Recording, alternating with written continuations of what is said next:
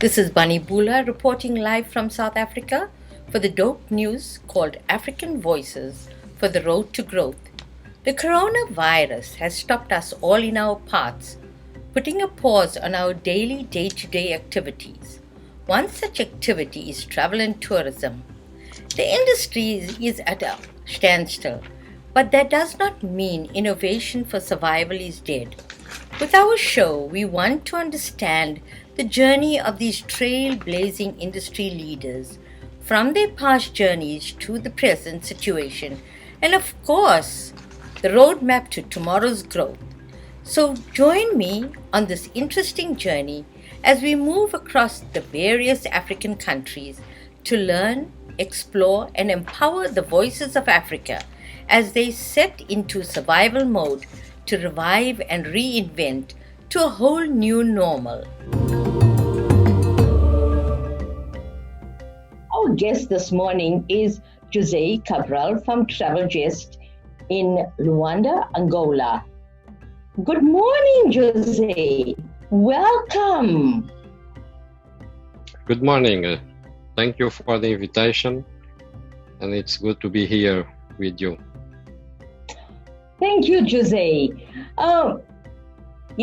Travel Gest is really one of the powerhouses in Angola because it started about 8 years ago, specifically focusing on the cruise industry.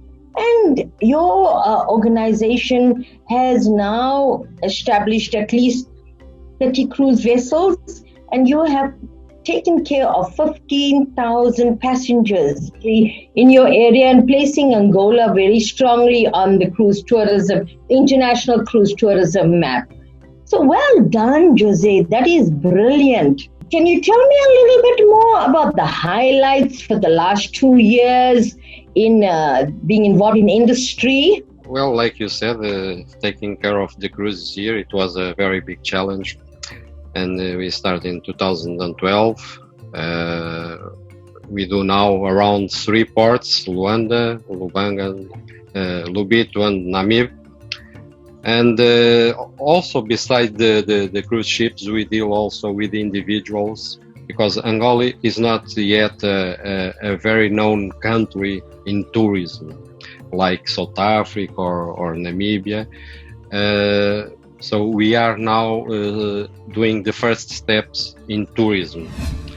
Our journey is a little bit long yet, but we are in the good way because we have a lot of potential. We have a lot of things to. We have a big country, all different from north to south. We have desert, we have forests, we have savanna. So it's a very different country, and it's growing in the last 2 years. So we hope that in the future we take more steps like we are doing at this moment. Yeah. All right. Now, Jose, let's come to the present. Is Angola on lockdown currently? Yes, all the country is in lockdown. So there are no normal flights, only humanitarian flights. Only Luanda is in a calamity state. All the rest of the country, we have 18 provinces, and all the 17, they are open between them. Only Luanda is closed or is in lockdown in the country, because it's where we have all the cases of COVID. So, but we are our airports are still closed to outside, like only humanitarian flights. Okay. And now, during this crisis situation, is there any assistance from the government or the tourism authorities? Because I think a lot of people are out of jobs in the tourism industry in Angola. Yeah, for sure, because as we know, tourism is one of the most sectors of the economy that is suffering with this situation. So here we are also suffering. We are closed. The hotels are starting to open, but there are no guests. So we are waiting. Probably we'll open at the 1st of July. but the government is very cautious, and they will review if it will be the right time or not to open to outside. But in terms of tourism, we are not doing nothing because there's no tourists. Like I said, Luanda is in lockdown too, and most of the people, when want to travel to visit the other places of the other provinces, most of the people come from Luanda to those places. So nobody can go out, nobody can go in. So we can say that we are 100% closed. Okay, okay. And is the government providing any financial support to you all currently? Yeah, well, not yet at this moment, but they are working on that. They are working to make some plans to have some financial, to have some loans to the sector. So that work is on the way, and we hope to have some news in the next days, next weeks. But yes, they are doing their best, because also the country is having some financial difficulties, like all the countries, but special here because we are a country that depends much from the oil, you know. So Yes.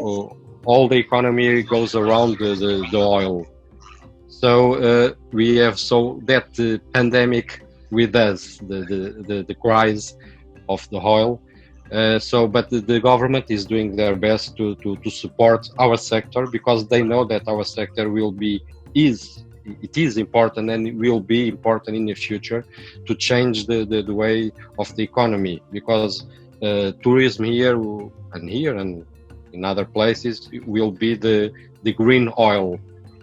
So we are betting in the tourism like one of the sectors that will help the country to change the way we have. Very positive, Jose. All right, Jose, let's just now look into the crystal ball and see what the future looks like for Travel Gest and Angola. What do you think travel is going to be like post-COVID? It's something that it will be for sure very different of today. I think we are now reviewing all the policies, all the securities, the biosecurities. So it will be for sure very different. It will not be like the past, for sure. So tourism, when guests will come, for sure we will need to deal with small groups, not big groups. Right. Less guests coming in one group. In the past, we deal with 30, 40 guests in a group. Maybe now we need to reduce to 15, 10. So yes. I think that's one of the parts that we're going to deal more with small groups or just individuals, a couple, two couples together. But I think that's one of the changes that we'll face is deal with small groups and not with big groups.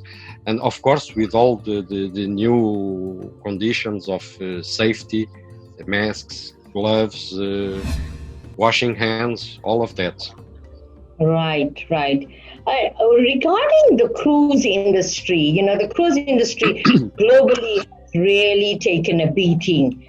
Are there any plans in place for Angola and Travel Gest to try and encourage people to start cruising again? Or what are you and your partners considering or contemplating to revive the cruise industry?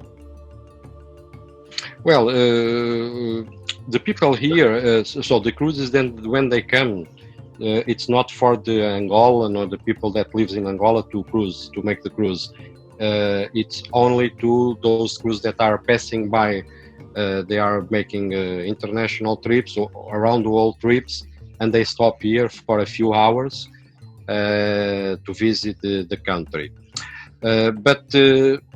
Well, at this moment, I don't have many information about that. I know that they still have plans for the next year and 2022, They have already some cruise ships scheduled for the 21 and 22. And for sure, many things will change with the cruises, because it was also one of the sectors that was very, very affected. And I think probably they will bring less people also in the ships for sure. And from our side, we need to create conditions to receive them in safety.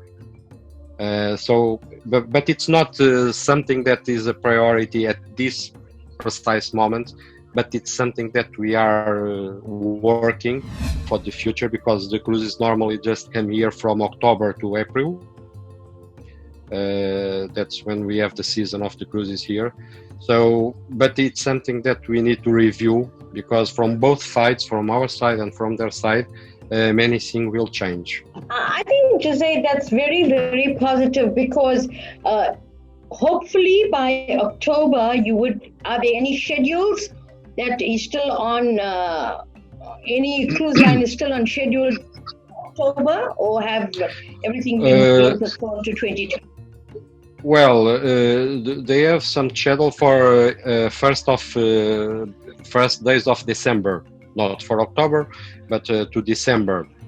Well, until now we don't have information if it will be cancelled or not, because we are 6 months from that date. But I don't know. Probably the one from this year will be cancelled for sure. I don't know. No, don't know yet, because it will depend how we're gonna be in the next weeks, in the next months. Because what we are seeing is that some places they are moving forward, and then they must come back again to close schools and lock. So we don't know yet. So this is something that is not it's not working in the line. It's something that we don't know well how it will be tomorrow. So this must be one day after the other. But we hope in the beginning of next year, the ones that we had scheduled, because we had around 3 cruises for the next year, for the beginning of the 2021. So let's hope that ones will come with new conditions, new safeties, and new protocols of safeties. Yep. All right, that's thank you. That's very, very good information. Jose, in closing, what to industry partners, to prospective clients, we'd like to hear your message. Yes, what I would like to say, that we must stay all together in this. This is a new era that we are facing. So I think we need to be all together and have all the measures of the security, safety. But I think after this, when we start to reopen, I think tourism will grow again, and that people will want again to travel. And I think they want to travel more because this is something that people, for nature, that they don't like to be at home. They like to travel. They like to see new things. And I think the future will be good for tourism.